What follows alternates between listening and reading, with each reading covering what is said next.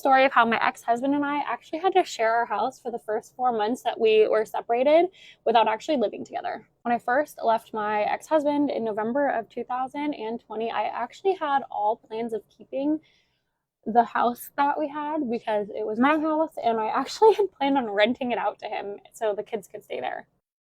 I completely renovated the entire house. It was 1,600 square feet, had a 10,000 square foot backyard. I refinanced the house at one point and put in like a $60,000 saltwater pool with solar. It was literally like a dream house. However, between him refusing to cooperate and sign papers and things like that, and I had to go get a lawyer, and the kids actually getting into the pool area one time when he was there without me, I was like, heck no, we're selling this thing. I say we, but I definitely meant I was selling the house. That's actually how I managed to pay cash for the trailer that I live in now. I did use my equity to pay cash for my trailer. But anyway, let's get back to the main point of the story. So I did have to share the house with my ex-husband for 4 months from the time that I left him until we put the house on the market. And what we would do is I would stay at the house with the kids during his work week, which was like Tuesday, Wednesday, Thursday, Friday, and he would stay at his parents' house.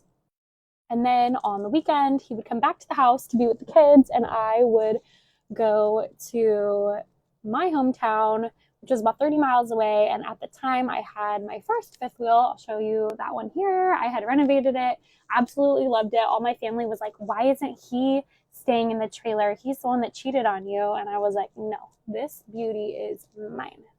So for 4 months, I basically lived out of a suitcase and was a stranger in my own home, going back and forth from my house to my trailer. It got to the point where I felt like the kids were running the show because they were like the dominant two human beings because they never left the house, right? So they were like, oh, this is our house and the two of you are guests. It was a really weird dynamic, and I was so glad when it was over. But this totally worked out for us. I would say it's a really good situation for someone like if you can't afford like multiple rents or multiple mortgages. So he was not able to pay rent somewhere else and the mortgage. I wasn't able to pay rent somewhere else and the mortgage. So he was living for free at his parents' house, which he still is. And I was living for free in my trailer that I had bought. The first trailer I bought, I was like $11,500, and I bought it on Facebook Marketplace.